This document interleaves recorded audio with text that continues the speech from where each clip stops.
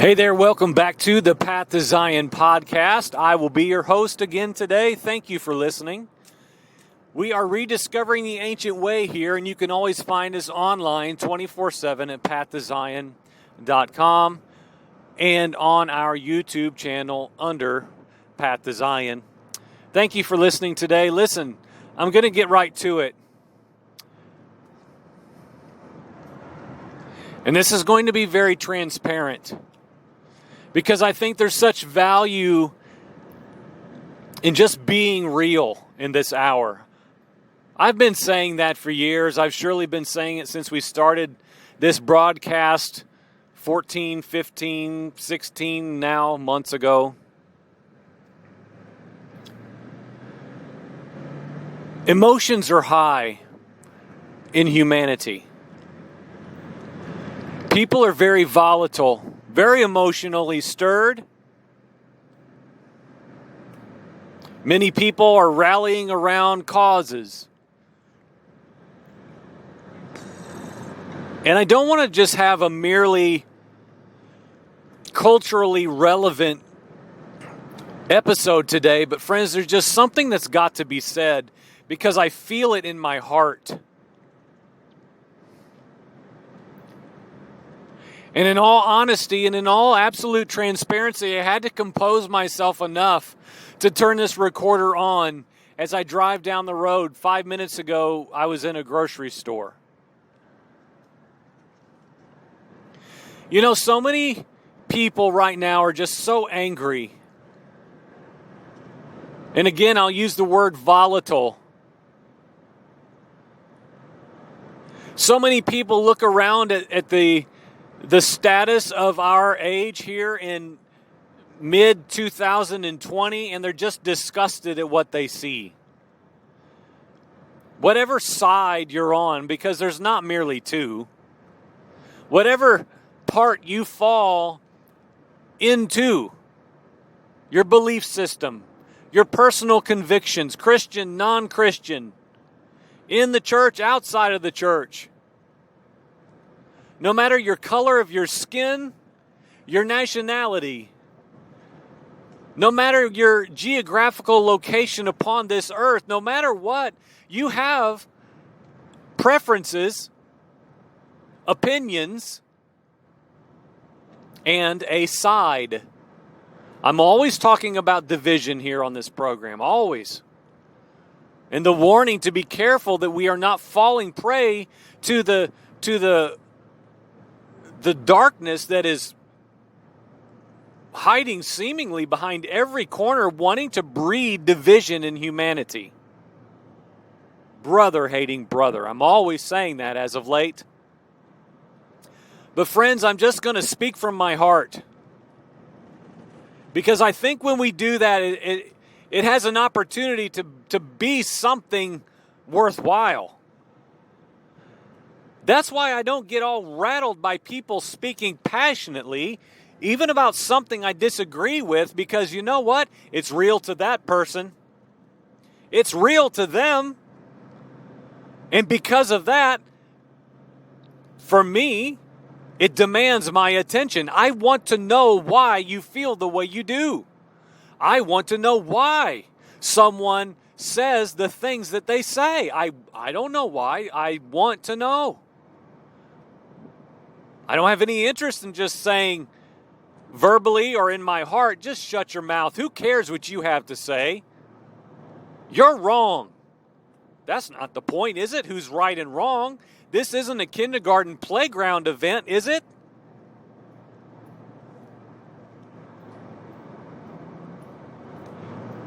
But for whatever reason, as I was just thinking through several different things in my mind as I pulled out of that parking lot at the grocery store, I've been in and out of a couple businesses today. State mandates, county mandates of mask wearing are escalating. Thankfully, the second business that I went into doesn't start mandatory mask wearing for another few days. I was prepared to go in without one nonetheless. I don't carry one. I'm not here to convince you. I'm not here to change your perspective on it should we differ. There's deeper matters at hand, people. But I will speak openly and honestly about it for the next few moments. And again, I'm not interested in merely having a cultural commentary session. So please stay with me and let's attempt to go deeper and further into what the Lord might say to us in this current condition that we are all in.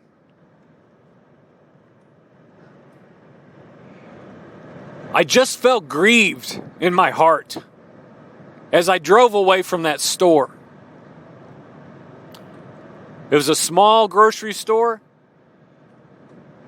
so I probably only saw, it was busy, I saw maybe 60, 75 people at the most in the mere few minutes that I was even in there. I knew what I was going to get.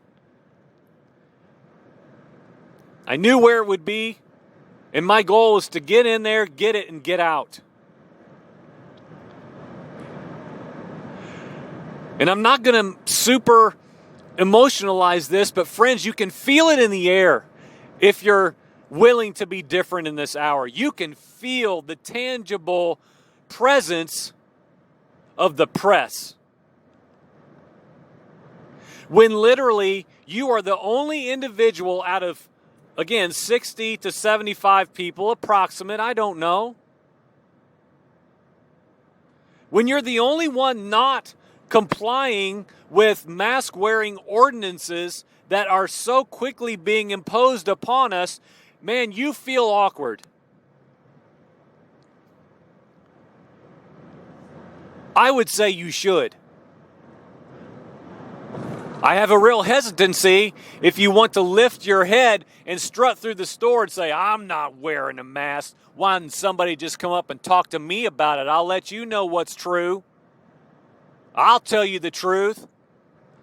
I don't have that anywhere in me. I don't know. I don't have any interest in that. Instead, my heart was grieved as I drove away, and the people beside me, sitting by themselves in their cars, had a mask on, alone in their car.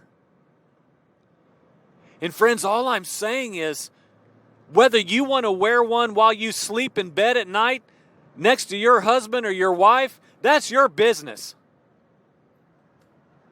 But I can just feel this press of being like the majority. Joel, just be like everybody else. Stop being such an opponent of what is asked of you. Just concede. And friends, when you hear that word, I want to be absolutely careful and cautious you hear fully what I'm saying. I am in no way some anti-mask, pro-patriot, you want me to wear a mask, you're going to meet my gun guy. That's not me either, and that's the challenge right here, right now for me. I don't fall into any of the majority camps.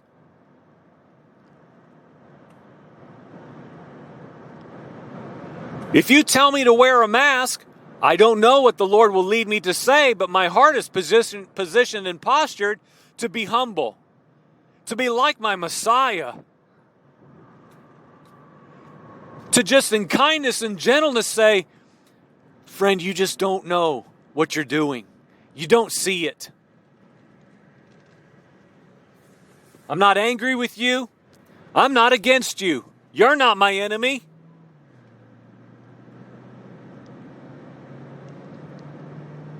I'm not here to change you, and I'm asking that you don't try to change me. I've got no beef with anybody here. I want to get my groceries and get home. Trust me, I have no interest in hanging out here, risking your life, ill intent, arrogance, and like holding a sign, making it clear that you're not going to vaccinate me. I want to do what the Scripture says, friends, and I want to challenge you to do likewise. Live peaceably live quietly. Don't go looking to pick a fight because you're right and they're wrong. I'm telling you that the story of Jonah 3 weeks ago has changed and is changing my life. So many within the world, so many within the church do not know their left hand from their right. They don't know. They don't know the difference. They don't know what they're doing. And friends, I'm just going to say this, and I feel like this is crystal clear. If we are really going to walk forward in this hour and whatever comes, whatever it holds, as ones who walk in the same manner as Yeshua Messiah, friends, we had better understand clearly what he is saying and what he is doing right now in this circumstance. And if he, the God-man, were in a flesh and blood body once more, right here, right now, wherever you are, wherever I am, what would he say? What would he do? I believe he would be grieved. I believe he would be grieved. Not because of America, not because of America's freedoms being taken away. People, Christian America, listen to me, please. We have got to expand our understanding. Yeshua the King is not looking to rule and reign one puny little young infantile nation. This is about more than the American election or American politics or even the Second Amendment. This is more than the constitutional assault. Friends, this is so much greater than that. I believe this is something that's a shifting in the heavens. I think there's a shifting in the heavens and on the earth. There's something unseen presently. There's plenty seen, but friends, I want to encourage you to look for what is unseen. If all we are doing is choosing sides about who wears a mask and why, and we are infatuated with that, we will not see the greater spiritual issue. We will not see it. We will be down here earthly, natural, carnal, carnally minded. Carnally minded is really simplified as what? Something that is natural and opposing of the eternal unseen things of the kingdom. It's earthy. It's rooted in self, self-preservation, self-safety, self-provision, self-advancement. Summed up in what? This age. Look out for yourself, brother. Nobody else is going to. And if somebody violates your rights or tells you to do something that you should not have to do, brother, you let them have it. Because your voice needs heard. All I'm saying is, what if it's an hour for us to be grieved? What if it's an hour for us to be moved, to cry out, "Come, Lord Yeshua. Come quickly. Rescue your people." Not suck us out of here. Not zap us up into the heavens and fold our clothes on the floor and deliver us in comfort. But, oh God, redeem your creation. We are so vile. We're so full of hatred. We're so full of sin and shame. Oh God, deliver your people. And rescue all of those that you please, that you would. Oh God, deliver those who don't know you. Open blinded eyes. Unclog ears that just do not hear. God, help us. Come, King Yeshua. Receive your reward. And in a sense, rightly so, God, end this rebellion. End it.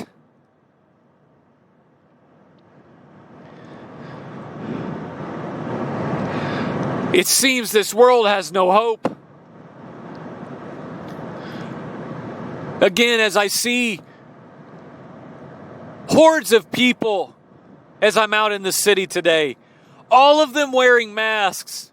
I remember 2 individuals out of hundreds that I've seen today outside of a meeting of brothers I had to pray and to talk with this morning. And everybody's just doing what they're told for the good of humanity. Oh, for the good of humanity. But is that what the Spirit is saying?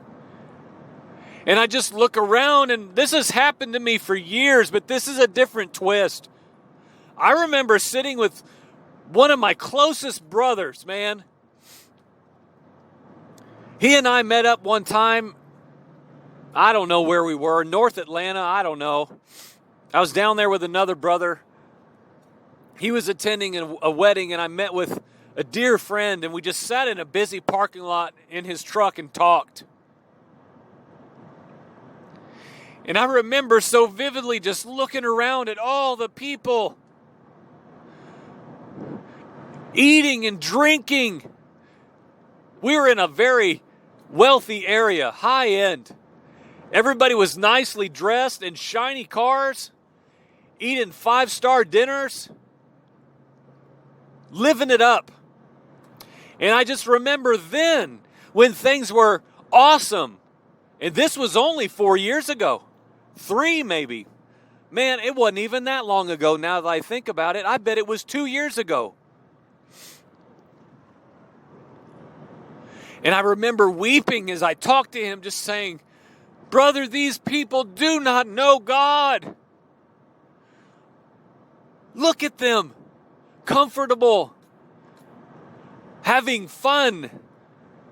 Entertained. Satisfied. Yet they don't know God. And I remember my heart was just so broken. Oh God, the world doesn't know you. And friends, here we are now, halfway through this year, and oh man, I don't know what the second half is going to hold any more than anyone else. But friends, something's got to change. Something's got to change.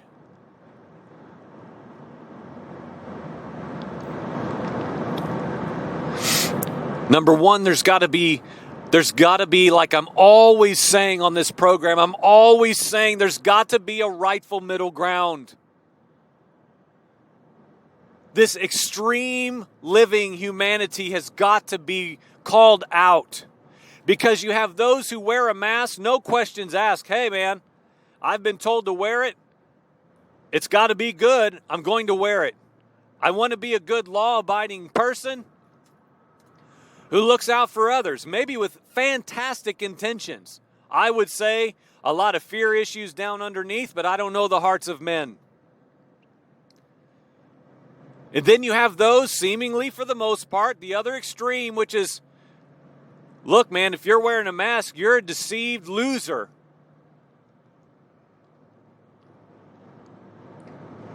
Pansy.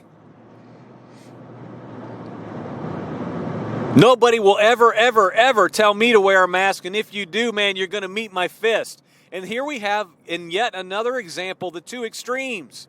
All I'm saying is, can we look as spiritual men and say there's something beneath all of this? There's something greater to be heard and received in these circumstances that are coming to the earth. Now, obviously, few want to talk about it. Few want to engage. Few want to rightly discuss something because very few people can stand and give themselves to tolerating disagreement. So I get it. Right out of the gate, man, most people are out. Because most people can't debate as men of self-control anymore. They fly off, lose control, and it's worse than where it started. I understand that. Which is why my plea right here, right now, is to can we posture our hearts in humility? Broken. And again, in closing, when I left that store, man, it just surprised me as I'm driving down the road at the stirring in my heart towards just what I saw. Did people glare at me? Yes.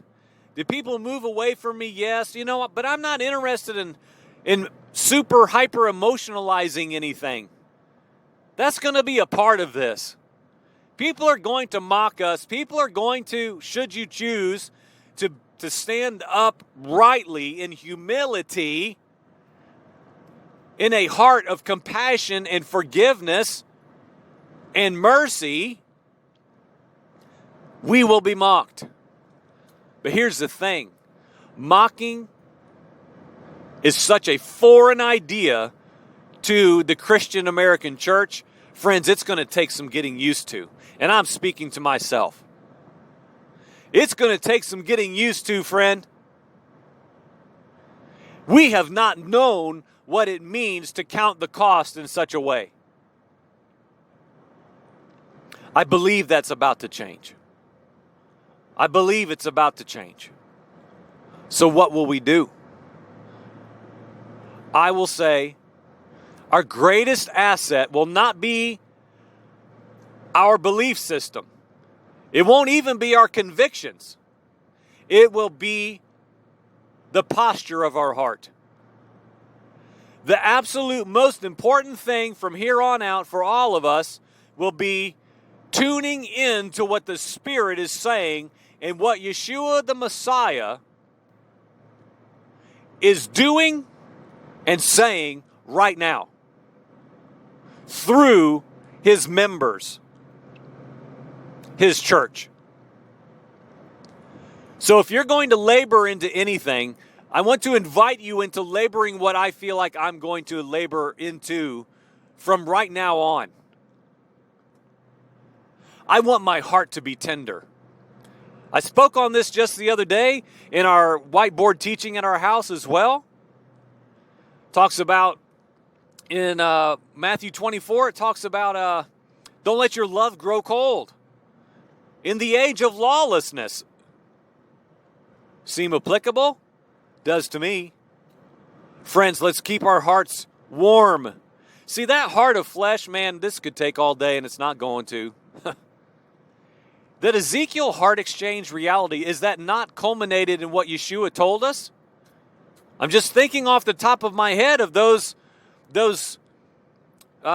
connections, if you will. He takes out your heart of stone in the first Adam bloodline, cold. Hard as a rock, concrete. It cannot respond to the heart of Yahweh. It can't. It's incapable. It opposes him. But then we are given a heart of flesh. A heart of flesh. Probably the only time in the scriptures where the flesh is referred as something good. In this case, the heart of flesh can what? Respond, feel. And guess what else? It's warm. It's warm. Have you ever gutted a deer?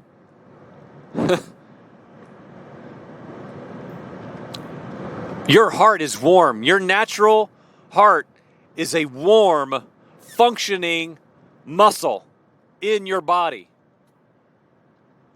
And so it's not ironic to me that the scripture also alludes to in the Gospels where Yeshua says, don't let your heart, don't let your love grow cold. Don't do it. Tend to it. Friends, let's do that. If you're not feeling compassion and mercy, patience, forgiveness, Man, I've been looking at James. Don't even get me started. Friends, there's an issue with your convictions. Our convictions in this hour must flow out of a heart that is not cold. It's the heart of the Messiah. It's the heart of the Father who desires none to perish and pours out his loving kindness and mercy upon anyone he draws. He draws us unto himself. So friends, you'd better find whatever your means of getting in the presence of the King looks like, man, you better do it. If you don't know yet, you'd better figure it out. We've got to go to bed later and get up earlier. We've got to know the heart of the Father.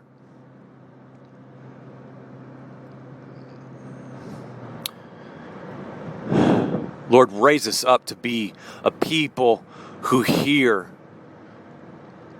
your words and know your heart. Amen. Go to pathtozion.com. Check us out on YouTube under Path to Zion Podcast. Send us an email anytime. We will come visit you. We will drive to your church, to your home gathering. I don't care where you are. If I can get there, I'll do it. You need someone to pray for you, with you, lay their hand on you and pray for healing? Man, call me. Text me, email me. Let's do that. Let's do this stuff. PathToZionPodcast@gmail.com.